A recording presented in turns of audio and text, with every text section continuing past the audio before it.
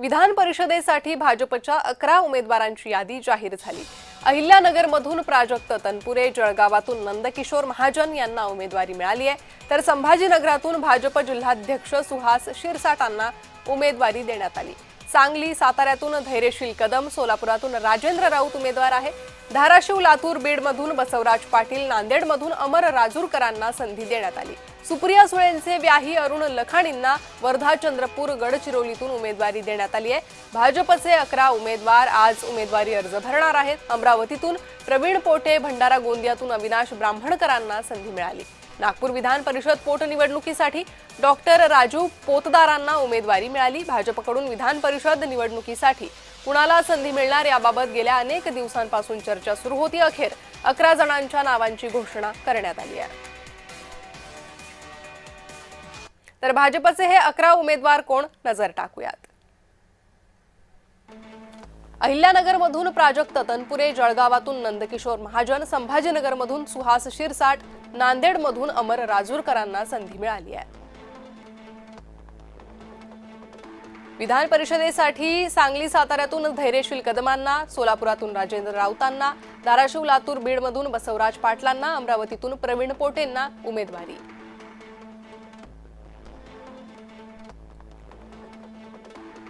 Wardha, Chandrapur, गडचिरोलीतून Arun लखाणींना, Bhandara गोंदियातून Avinash ब्राह्मणकरांना, नागपुरातून doctor Raju Potdar यांना संधी। तर वर्धा, चंद्रपूर, गडचिरोली, अरुण लखाणी, भंडारा गोंदियातील ही नावं समोर आलेली आहे। अहिल्यानगरमधून प्राजक्त तनपुरे जे आताच भाजपात गेले त्यांना संधी मिळालेली आहे। नंदकिशोर महाजन हे जळगावातून भाजपचे उमेदवार असतील।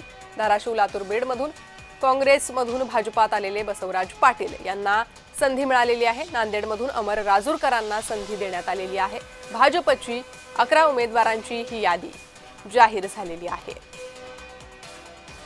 तर अनेक दिवसांपासून भाजपच्या या यादीकडे लक्ष होतं। भाजपकडून कोणाला उमेदवारी दिली जाते याच्या चर्चा सुरू होत्या, तर्कवितर्क लावले जात होते। अखेर ही यादी समोर आलेली आहे आणि या यादीची घोषणा भाजपकडून करण्यात आलेली आहे।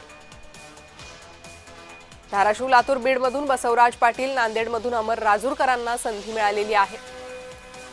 सुप्रिया सुळेंचे व्याही अरुण लखाणींना वर्धा, चंद्रपूर, गडचिरोलीतून उमेदवारी मिळालेली आहे। भाजपचे 11 उमेदवार आज उमेदवारी अर्ज भरणार आहे।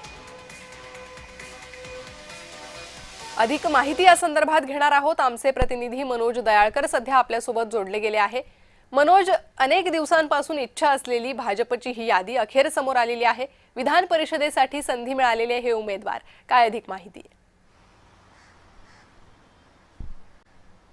बरोबर, आपण या ठिकाणी भेटत 18 जून रोजी या ठिकाणी विधान परिषद स्थानिक स्वराज्य संस्थेच्या निवडणुकीचे मतदान होणार आहे आणि आज 1 जून रोजी आपण शेवटचा अर्ज भरण्याचा दिवस आहे आणि त्यावरती आपण बघितलं कालच म्हणजे आज रात्री आपण बघितलं या ठिकाणी यादीही जाहीर झालेली आहे। जागा फॉर्म्युला ठरलेला आहे, त्यामध्ये 11-4-2 असा या ठिकाणी फॉर्म्युला ठरलेला आहे आणि आपण या ठिकाणी बघितलं महायुतीमध्ये सातत्याने या फॉर्म्युल्यावरती तडजोड होत होती। कुठेतरी आपण बघितलं तर महायुतीमध्ये आपण बघितलं तर जागा या ठरत नव्हत्या आणि त्यानंतर आता या जागा अखेर ठरलेल्या आहेत, कारण की तिन्ही नेते दिल्ली दौऱ्यावरती देखील गेलेले होते आणि त्यामध्ये आपण या ठिकाणी बघितलं तर अमित शाह यांच्या उपस्थितीमध्ये बैठक सुद्धा झालेली होती आणि त्यामध्ये आता या जागा ठरलेल्या आहे, फॉर्म्युला ठरलेला आहे। भाजपच्या वाटेवरती 11 जागा या आलेल्या आहेत, त्यामध्ये आपण बघितलं वर्धा, भंडारा गोंदिया, अमरावती, सांगली, सातारा, सोलापूर, अहिल्यानगर, संभाजीनगर,